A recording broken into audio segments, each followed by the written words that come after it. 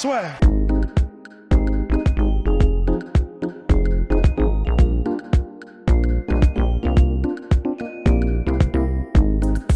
Alors bonjour à toutes et à tous, bienvenue au podcast La Sueur avec Dave Leduc, la superstar du lightweight qui combat ce week-end, donc dans une toute nouvelle organisation pour toi finalement, qui sera en plus diffusée, et ça c'est important, sur l'UFC Fight Pass. Donc là, est-ce que pour toi c'est un petit peu, on va dire, l'occasion d'accéder au statut de superstar entre guillemets?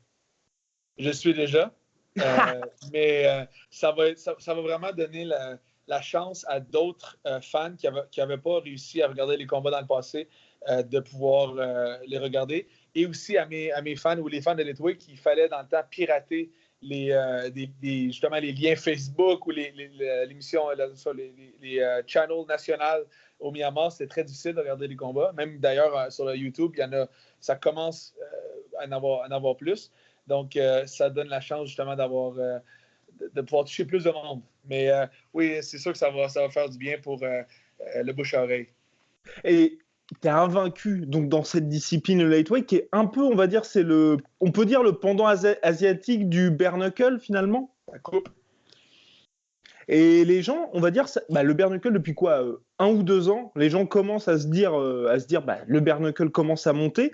Toi, est-ce que tu espères toucher un nouveau public? Parce que c'est vrai que tu es un peu le seul d'Amérique du Nord à être vraiment cette superstar. Tu étais d'ailleurs le premier non-birman à devenir champion. Donc pour toi, est-ce que c'est une occasion aussi de ramener tout un public? Oui, bien dit. Donc c'est l'occasion vraiment d'avoir un public qui est complètement différent. Les puristes, les fans purs étaient au courant et vraiment le suivent comme...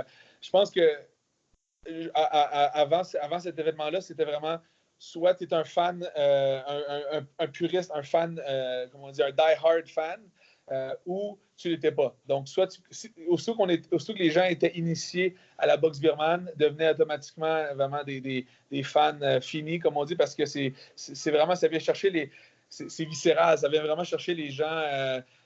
C'est inné. Ma grand-mère comprend le lightweight. Le dernier last man standing gagne. Donc, c'est très facile les combats à comprendre, surtout en lightweight, parce que justement, c'est très brutal. Donc, oui, je pense que ça va aller chercher une différente clientèle. Les gens, justement, qui ont déjà UFC Fight Pass, qui est la plateforme la plus populaire pour les combats, même qui ont du Muay Thai, le MMA, plein de choses. Donc, c'est énorme. C'est énorme. C'est d'ailleurs, ça l'a vraiment pesé dans la balance dans ma décision de joindre la WC. Puis là, vraiment, on a joint nos forces ensemble. Puis, comme on dit, le sky's the limit.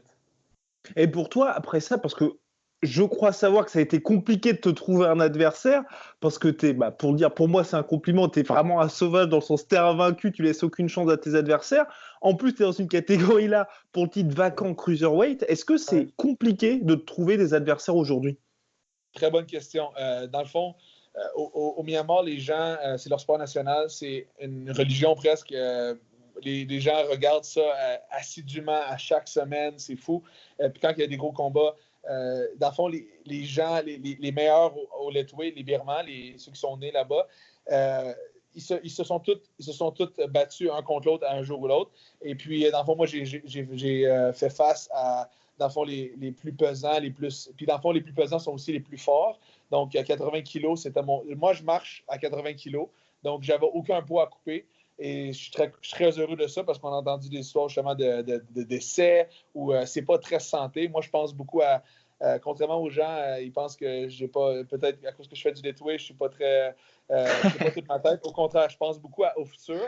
Et puis, donc, j'ai pas besoin de couper de poids et je me battais contre tout les légendes du lightweight puis que je regardais dans le passé. C'était tout un honneur pour moi de me battre contre eux et de gagner. Donc, une fois que j'ai fait le tour, donc on a regardé avec la WC, je m'avais battu contre un champion justement américain, un champion français, justement Corentin Jalon, qui était champion de la WKN. Donc, on avait aussi beaucoup de champions Thaï, donc 2, un de Lupini, un de Max Muay Thai. Et là, on était vraiment rendu justement de faire lightweight contre le MMA. Et puis, qu'est-ce qui était un peu moi, je trouve ça dommage, c'est que les gens, les combattants, ils voulaient « Ah oui, je veux me battre. » Et quand c'était le temps de mettre leur signature sur le contrat, ils se désistaient, trouvaient une excuse. Donc, ça a été... moi, je respecte beaucoup. Oh, pardon, vous avez eu mes Pas jambes. de souci. Je vais vous montrer un nouveau tatou. Voilà. Le tatou birman. Ah là là. Il me reste 15 heures à faire, d'ailleurs. D'accord. Donc, qu'est-ce que je voulais vous dire? Donc, quand c'est le temps de signer, c'était difficile. Et 7, je respecte d'avance parce qu'il y a eu les couilles, comme on dit, de faire, de se battre. Dans ce rule set-là, en Letway, pas beaucoup de foreigners qui peuvent dire qu'ils l'ont fait. Donc, c'est énorme. Mais malheureusement, il va falloir que je l'accueille à bras ouverts puis à coups de tête dans le ring. Eh oui, complètement. Et toi, est-ce que pour toi, finalement, le lightweight, c'est la discipline ultime en striking? Oui, absolument. Moi, je le compare souvent à un combat de rue. Comme je disais, j'ai essayé d'être un bon garçon quand j'étais plus jeune. Ça m'est arrivé de me battre dans la rue. J'essaie de ne pas trop le faire parce que la police s'en mêlait. C'est pas bon. Mais sinon, j'ai trouvé comme justement mes chamaillages dans la rue quand j'étais plus jeune étaient rarement justement aller au sol. Moi, j'adore, je fais du sambo, donc j'entraîne souvent mon grappling, mais justement dans la rue, tu ne veux pas aller au sol parce que tu peux te faire kicker dans le visage, tu peux te faire un couteau, peu importe, te faire attaquer par plusieurs personnes. Donc, l'important est de rester debout. Et quand ça se passait, moi, justement, c'est dans un coin, dans un bar, les coups de tête, les coups de poing à main nue et tout, tu veux rester debout. Donc, takedown defense et tout et tout. Et je trouve que le Letway, ça ressemble étrangement et vivement à ce que justement j'ai vécu, puis qu'est-ce que ça se passe dans la rue. Donc, on reste debout, on peut faire des takedowns, puis c'est encouragé. Donc, le souplex sur la tête, des coups de coude dans la tempe, ce qui est interdit dans le UFC, tout ce qui est vraiment interdit dans le UFC, et tout ce qui était permis dans le UFC est encore légal au Letway. Donc, les coups de tête ont été enlevés dans le UFC, les coudes dans la nuque ont été enlevés. Les gants ont été mis. Donc, tout ce qui rendait The Ultimate Championship vraiment, d'après moi, cool, reste encore permis dans le Letway. Donc, c'est vraiment le sport ultime pour le striking. Et je trouve que ça donne une très bonne base pour les gens qui veulent justement qui veulent peut-être aller transitionner pour le MMA éventuellement. Ouais, complètement, parce que c'est vrai que les coups de tête, notamment, ça permet d'avoir beaucoup plus d'ouverture, notamment avec les coups, des genres de choses. Est-ce que toi, tu penses pas non plus que, enfin, on va dire que pour le bare knuckle, là, qui commence à monter, le lightweight aussi, tu te dis pas, il y a peut-être, le problème, c'est l'aspect visuel qui peut t'empêcher, on va dire, de toucher une plus grande cible que l'UFC, parce que c'est vrai que l'UFC, par exemple, avec ses fameux coups de coude de 12 à 6 qui peuvent choquer la ménagère de moins de 50 ans. Exact, mais tu as un bon point, puis ça, c'est un débat qui me. Je sais pas comment le bien dire en bon français, là. Ça m'achale, ça c'est québécois. Ça me déplaît beaucoup parce que moi, je fais pas ça pour plaire justement à la ménagère de 55 ans. Si elle aime pas ça, qu'elle regarde le football ou le soccer. C'est vraiment, ça c'est vrai, je le pense fermement. On n'est pas ici pour plaire à tout le monde. C'est vraiment une niche. Puis, je suis plus heureux d'avoir des fans qui sont, très, très ardument, ils sont des fans ardents que des mollo fans. Donc, je trouve que le débat de il faut diluer notre sport pour toucher une plus grande personne, peut-être pour certaines promotions, tant mieux. Je respecte vraiment ce qu'ils ont fait, justement, mais moi, je pense que qu'est-ce qui rend le Letway vraiment unique, c'est que c'est un des derniers sports de combat au monde qui permet les coups de tête et qui rend ça extrêmement cool. Puis, au contraire, je trouve ça visuellement sexy, les coups de tête. Et toi, donc tu viens du Muay Thai, tu as aussi fait des combats de MMA. Combien de temps il faut... Ouais, vas-y. Il faut faire attention. Dans le fond, beaucoup de gens me disent justement il faut la transition du Muay Thai. J'ai été en Thaïlande parce que c'était la place la plus facile pour moi d'aller m'entraîner parce que les camps de Letway étaient très minimes, sont encore presque il n'y en a pas. Mon but était toujours d'aller au Myanmar. Ça, les gens ne le savent pas, mais c'était toujours le but. J'avais des amis qui s'entraînaient à Tiger Muay Thai et c'est pour ça que j'ai décidé d'aller là-bas. Et ils ont pris soin bien de moi. J'avais des bons entraînements et tout. Mais pour être honnête, j'ai jamais embrassé jamais comme embrace la culture thaï. En fait d'entraînement, ils m'ont rien appris. J'ai été là pour vraiment me battre. Et puis, même que dans mes séminaires, je le dis souvent, je me faisais réprimander pour ne pas avoir le style taille. J'ai le style un peu plus comme Sanda ou Kung Fu, comme on dit, un peu plus une base large avec des attaques circulaires et tout un peu. Donc, vraiment, vraiment pas taille. Et puis, donc, au contraire, je me suis fait retirer de certains tournois parce que les promoteurs taille ne m'aimaient pas. Ils disaient, tu vas perdre ou tu n'es pas bon pour les gamblers pour les parieurs parce que tu fais un KO au premier round. Donc, j'étais vraiment pas bien accueilli là-bas et honnêtement pas très comme aimé. Et moi non plus, je n'ai pas aimé ça non plus. Ça a été vraiment une belle période pour moi pour toucher et puis de me battre contre plusieurs personnes. Mais parce que le Thai Muay Thai, c'est le plus gros gym de Muay Thai au monde, donc il y avait beaucoup de gens de différents... mais ouais, exactement. Moi, mon style a toujours été plus adapté pour le Tway. D'accord. Et combien de temps il faut pour, on va dire, faire une transition complète vers le lightweight? Parce que souvent, toi, tu l'avais dit, justement, ceux qui viennent notamment du kickboxing ou du Muay Thai, ce côté de ne pas avoir l'habitude d'utiliser sa tête, ils sont hyper surpris quand ça commence parce qu'ils disent, oh, enfin, dans le clinch notamment, ils n'ont pas cette habitude. Toi, combien de temps t'as mis pour vraiment complètement dominer? Ouais. Très bonne question. Dans le fond, avant d'aller en Thaïlande, avant de déménager en Asie pour commencer justement à me battre professionnellement, j'avais déjà des entraînements avec mon coach, avec mon sifu, Patrick Marcel, de pratiquer les coups de tête, de pratiquer les coups de coude pour protéger les mains, justement. Donc, on ne veut pas non plus trop frapper avec les mains parce qu'on peut se casser les mains sur le crâne. Et puis, on pratiquait énormément ça ensemble au Canada avant de partir. J'ai eu ces 3 années-là en Thaïlande. Et puis, donc, la transition était déjà... J'avais déjà dans mon subconscient les techniques, les tactiques pour bloquer les coups de tête, pour les donner.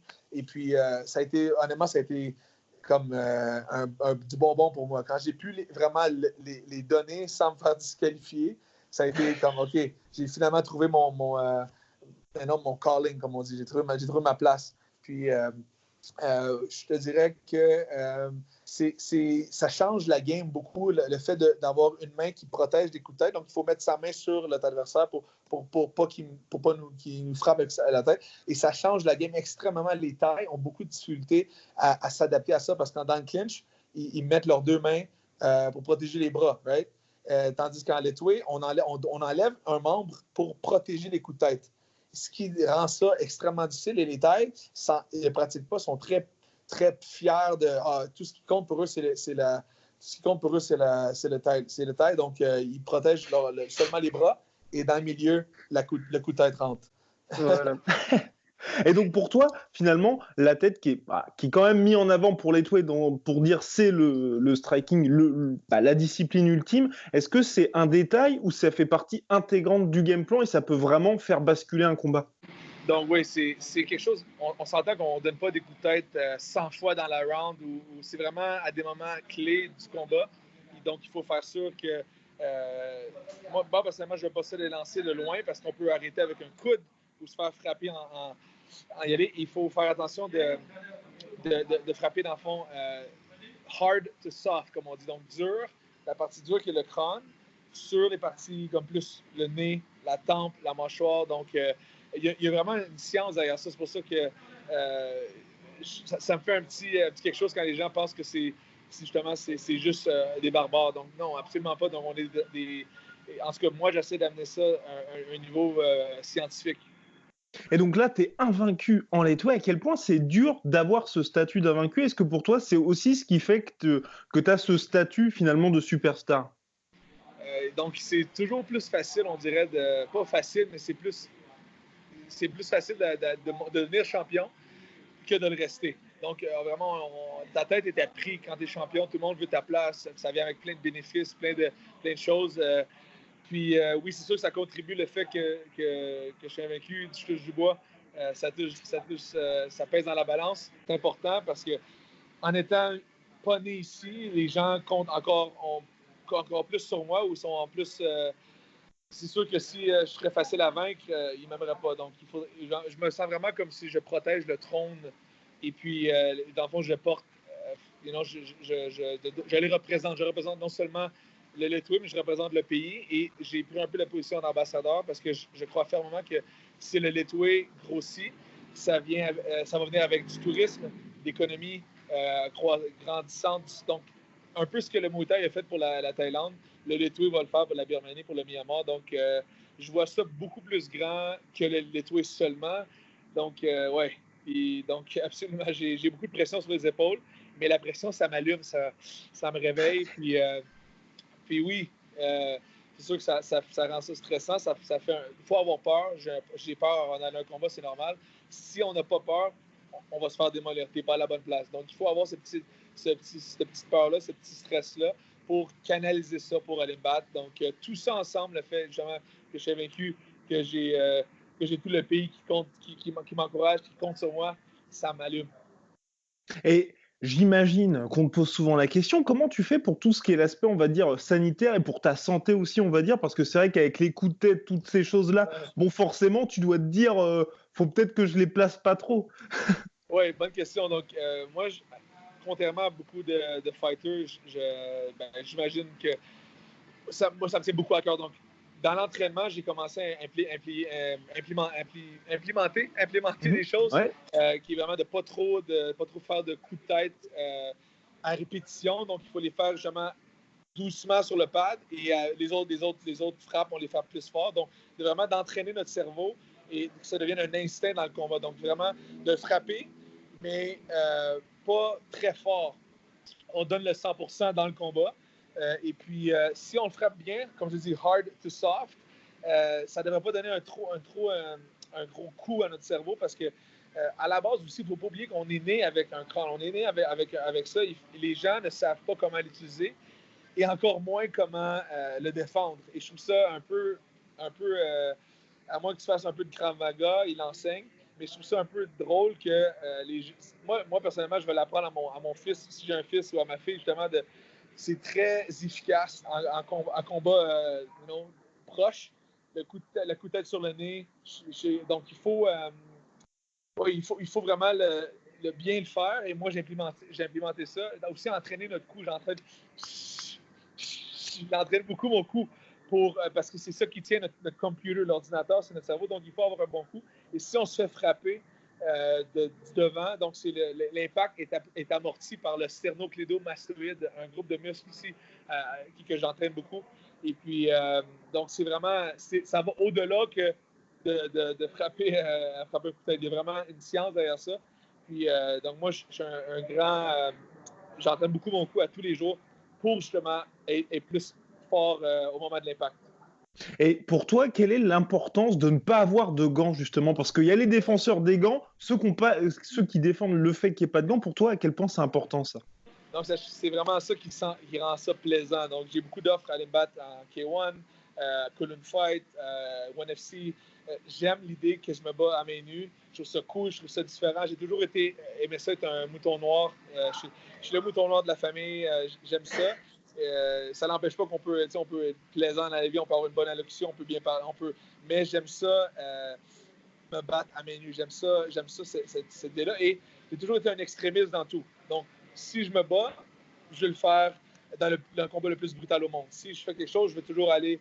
Je ne vais pas juste faire un voyage, je vais en faire 25. J'aime ça, l'extrême. Donc, j'ai poussé ça à l'extrême, puis je m'en vais au Lettway. Donc, sans ça, ça change la game encore parce que un de mes amis, Nicky Houston, c'est ancien champion de Glory. Ouais. On s'entraîne ensemble en Thaïlande. Il m'a dit, Dave, si je me bats à main nue, je vais briser mes mains. Parce que c'est vrai, il y a beaucoup de volume à répétition. On ne s'en rend pas compte à quel point les gens sont extrêmement dépendants des gants seulement pour les poignets et aussi pour les jointures. Parce qu'au moment de l'impact, les poignets peuvent un peu casser, comme on dit. Et puis, si je baisse ma tête et quelqu'un se frappe à main nue, on peut se casser la main sur le crâne. Donc, extrêmement dépendant, que ce soit dans les combattants de taille, les combattants de kickboxing, les combattants de MMA, un peu moins, mais quand même. On a quand même un bon support au poignet pour le MMA. C'est vraiment, il faut que tu changes comment tu donnes tes coups. Il faut changer le volume. Donc, tu vas plus vraiment pour faire mal, moins de volume, plus de force. D'accord. Et là, aujourd'hui, toi, tu as ce statut de superstar, ton mariage avait été suivi par tout le pays. Comment t'expliques le fait que tu sois une superstar? Parce que c'est vrai que quand on est, on va dire, joueur de football, joueur de NBA ou à l'UFC, c'est entre guillemets facile parce qu'il y a tout le marketing autour. Toi, on a l'impression que tu t'es fait tout seul. Bien dit, ça n'a pas été facile, mais je veux dire, on ne l'a pas fait non plus tout seul. Comme l'équipe, aussi juste les gens au Myanmar sont extrêmement... sont tellement humbles, sont tellement gentils, sont tellement généreux. Et où sont 55 millions de personnes environ au Myanmar, donc c'est un gros pays. Et le sport, il n'y a pas de hockey, il y a pas beaucoup. Il y a du soccer un peu, il y a du football un peu, mais le sport national, c'est vraiment le Létoué. Donc, en étant champion dans ce sport-là, ça a vraiment propulsé le tout. Je te dirais que oui, il y a beaucoup de travail qui a été fait comme d'arrache-pied seul parce que j'avais pas la grosse promotion justement avant de me battre dans la WRC qui vient tout juste de quelques années d'ouvrir. J'avais pas ce coup de pied au cul, comme on dit, donc il fallait que je sorte de ma poche moi-même des vidéos, des photographes, et tout se faisait seul. Ouais, donc, mais je pense que les gens ont vu ça, donc ils ont vu les humbles débuts, comme on dirait, et maintenant, ils apprécient un peu le fait que non seulement on reçoit beaucoup, mais on redonne beaucoup aussi. Donc, je pense que ça joue dans la balance. Et tu es très suivi donc, sur les réseaux sociaux, tu as ta chaîne YouTube. Pour toi, et puis tu participes aussi à des télé-réalités. Pour toi, à quel point c'est important d'avoir cette présence médiatique? C'est quoi? C'est pour peser dans les négociations, pour avoir les combats que tu veux? Bonne question. Donc, de nos jours, que ce soit un avocat, un modèle, un mannequin ou un combattant, peu importe quoi, on doit être sur les réseaux sociaux. C'est ça qui... Moi, je ne serais pas sur les réseaux sociaux si je ne serais pas dans la mire publique. C'est vraiment seulement pour ça. Petite parenthèse, je suis très fier aussi d'être, dans le fond, le premier combattant de l'étoué de l'histoire à être vérifié comme verified. C'est un sport, on parle qui est au-dessus de 2000 ans, tellement caché et un peu méconnu. Et puis, ça a été vraiment un coup comme une belle surprise pour moi de voir ça. Comme on parle d'un sport qui est extrêmement vieux. Et là, on est capable non seulement de l'avoir sur une plateforme moderne comme le UFC Fight Pass, mais aussi d'être vérifié sur Instagram et Facebook. Mais peu importe, je te dirais que c'est extrêmement important, oui, dans les négociations.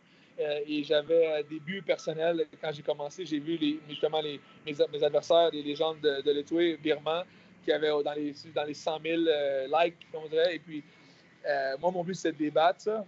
Il y a beaucoup de combattants, même dans les UFC, qui n'ont pas ces nombres-là. On parle dans les 20 000, peut-être dans les 10 000. Et là, on a frappé, on a décuplé tout ça. Donc, je te dirais que je suis extrêmement reconnaissant de l'amour qu'on reçoit des Birmans. Mais c'est important, justement, parce que je pense pas qu'on aurait cette... justement, on parlait avec vous, la soirée, avec DJ Penn, avec ESPN, avec Fox Sports. On ne serait pas là si, justement, je pense pas qu'on aurait des vidéos. Si j'aurais pas fait des vidéos et des présences web comme je l'ai fait.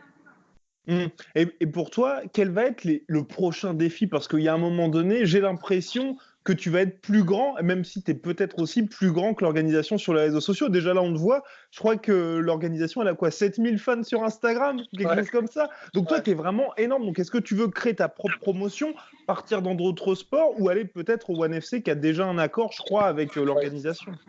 Très bonne question. Donc, il y a deux aspects à deux réponses. Dans le fond, moi, j'aime beaucoup la vision. J'aime beaucoup ce que le WLC fait.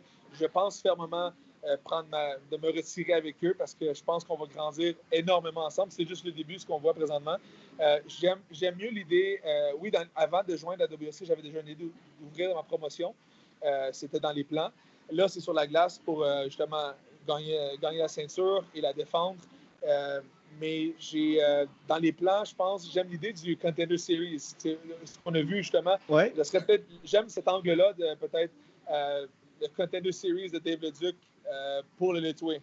Donc, au lieu de justement de complètement me dissocier, on aurait vraiment une belle alliance qui permettrait aux nouveaux. Je pense que c'est même primordial pour que ce soit les Français, les Américains, les gens qui veulent devenir des combattants de l'étoué. Ils ne savent pas trop comment le faire, où aller. Donc là, on donnerait la plateforme pour justement se faire montrer. Parce qu'il y a des gens très durs, il y en a des combattants tough qui seraient prêts pour le l'étoué. Et là, on pourrait voir c'est qui les vrais qui pourrait vraiment décrocher un contrat pour la WLC. J'aime cet angle-là plus que partir de quelque chose de mon côté.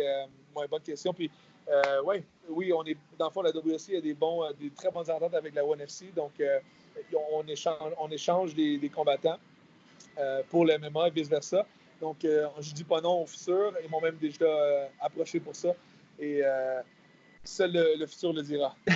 Et pour toi, quels seraient, on va dire, des très bons combattants de lightweight dans les combattants que tu vois aujourd'hui dans toutes les disciplines? Bonne question.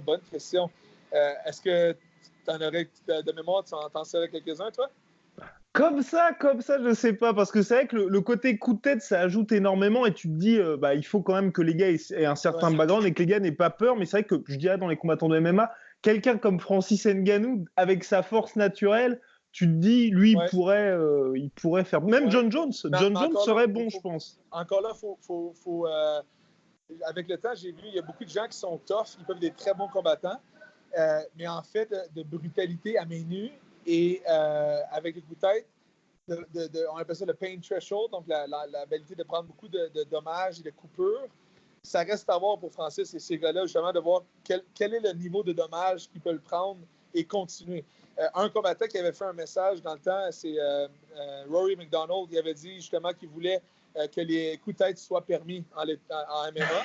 Et puis, j'avais justement relancé au début de ma carrière. J'avais dit, justement, let's go. En ce moment-là, je n'étais pas rendu où j'étais, donc je n'avais pas les mêmes cachets et tout. Mais je pense que lui, on l'a vu, il est capable de beaucoup de sang, d'être prêt. Ça reste à voir éventuellement The Ultimate Crossover, WLC, Bellator, who knows. Je pense qu'il y en a plusieurs des gens qui sont capables de... Je pense qu'il y avait Matt Brown dans le temps qui aurait pu être bon, qui serait peut-être encore bon justement, mais on a une bonne relation ensemble, donc je pense pas que ça va se passer. Je pense que Seth Basinski va être aussi un bon adversaire parce qu'il a fait des bonnes fights contre Thiago Alves. Il a fait Fight of the Night avec lui. Il a gagné justement contre Matt Brown, Alex Garcia, Neil Magny qui est dans le top 10. Donc, j'ai hâte de voir comment il va s'adapter à ça. Encore là, les coups de tête, c'est une partie quand même qui est énorme du letway, mais pas présente à chaque seconde du combat. Oui. Reste que c'est un combat, justement, il dit qu'il a fait des combats à main nue dans les trailer parks au USA. Donc, il a dit que c'est battu à main nue souvent. Ce qui est vrai aussi, ça reste un combat, comme on en parlait tantôt, très brutal, comme la rue. Donc, moi, je le vois vraiment que ça va ressembler beaucoup à un combat debout de la UFC. Donc, des petits gants, là, il n'y en aura pas. Et puis, donc, on va voir ce qu'il fait. Il a fait beaucoup de combats, d'échanges debout, lui. Donc, ça va pas être trop loin de ce qu'il connaît. Mais comme tu disais, c'est vrai que la résistance à la douleur, ça a l'air d'être quelque chose d'important. On a vu lors du dernier combat, on va dire quand il y a eu le fameux combat entre Paulie Malignaggi et Artem Lobov, qui était jusqu'à maintenant le plus gros en bare knuckle, on a vu que Paulie Malignaggi s'est retrouvé finalement dans une discipline qu'il connaissait pas du tout et a été complètement dépassé. Pour toi, est-ce que le fait d'avoir cette habitude de prendre des coups comme Artem Lobov ou comme l'ancien vétéran que tu vas porter, c'est vraiment important discipline? Très bien dit. Comme je te dis, un coup de tête bien placé, ça change vraiment la game. Ça déstabilise énormément. Si tu donnes sur le nez, des yeux commencent à pleurer un peu. C'est vraiment déstabilisant. Donc, c'est important de l'incorporer dans ton entraînement. Et puis, la résistance à la douleur. Donc, moi, dans mon dernier combat, j'ai fait un coup de tête sur la tempe à Tun Min, qui, d'après moi, comme je te dis, un des gars les plus tough sur la terre, en fait, de résistance à la douleur. Donc, j'ai réussi à l'amener au tapis pour un compte de 10 avec un coup de tête à la tempe. Si tu t'en attends pas et tu regardes ailleurs ou tu regardes à côté et tu reçois un coup sur la tempe, un coup de tête, c'est extrêmement lourd, extrêmement efficace. Et oui, je pense que c'est une partie pour moi parce que je me suis jamais considéré comme le plus technicien au monde, le plus tout. Moi, je pense que je fais ce que je fais, je le fais bien, je le fais efficacement par rapport à mes coups de coude, à mes coups de poing, à mes coups de pied, puis mon coup de tête. Et donc, comme Bruce Lee disait, c'est pas nécessaire d'être bon à 10 000 choses, mais de maîtriser justement quelque chose, mais très bien. Et une de mes choses importantes, c'est justement de prendre beaucoup d'impact, d'avoir un bon coup solide, parce que, comme je dis, c'est ça qui absorbe l'impact au niveau de la tête. au niveau du sport, donc il y a beaucoup de choses qu'on peut faire, mais ouais, je pense que ça change la game. Donc, il y a beaucoup de gens, surtout en boxe, et je ne sais pas, pour d'autres promotions, je ne peux pas parler, mais en fait, on en voit justement les tailles qui font la transition en lettré, et puis la résistance à la douleur n'est pas la même. Donc, un bon coup de poing sur la joue à main nue, ça coupe, et après 2-3 rounds, des fois, les tailles, c'était non assez. Un qui a bien fait, belle transition, c'est Sayak. Il s'est battu contre Titunmin, justement, Sayak, puis a fait un nul, donc a fait un draw. Donc, il a bien fait. Mais c'est pas tout le monde qui peut faire des belles transitions comme ça. Et jusqu'à maintenant, quel a été le meilleur souvenir de ta carrière en lightweight? Wow! Ben, j'en ai plusieurs. Donc, c'est sûr que mon premier combat contre Tutu, qui était invaincu, il y avait 36 combats, 0 défaite en lightweight. Et moi, ils ont menti sur mon record. J'avais 10 combats de Muay Thai. Et mon rêve, c'était de me battre en lightweight. Ils m'ont dit, OK, tu vas te battre. La bourse était incroyable comparée à ce que je faisais en boxe Thai. Et puis, j'ai vraiment, je ne sais pas ce qui s'est passé, un esprit s'est emparé de mon corps. J'ai vraiment bien fait. Ça a été mon début. Donc, après ça, j'ai été accepté par les Birmans. Mais c'est sûr que gagner la ceinture en 2016 contre Tutumin, qui est justement catégorie de poids plus élevée, ça a été vraiment un moment spécial pour moi. Et aussi mon mariage à la télévision qui touche un peu au lettré parce que c'était 2 jours après mon combat avec Tutumin. J'avais encore Il y avait quelques marques, ouais, exact. J'avais un poids sûr ici. Et ça a été vu par des 30 millions de personnes, donc presque tout le pays l'a vu. Ça nous a catapulté au niveau de stars au pays. Puis je pense que ces 3-là sont dans les plus importants. Encore là, au Japon, j'ai gagné la ceinture au Japon contre Nilmonkun Tsutsakorn. Ça a été vraiment un moment important. Au Japon, c'était comme un rêve de jeune garçon quand je jouais à Street Fighter de me battre au Japon. C'est Honda dans Street Fighter. Sinon, j'espère que le 2 août, ça sera un autre beau moment pour moi de gagner la ceinture. Honnêtement, elle est encore plus belle, plus pesante. Elle est 10 kilos. C'est énormément. C'est très pesant. Puis, je la veux autour de ma taille.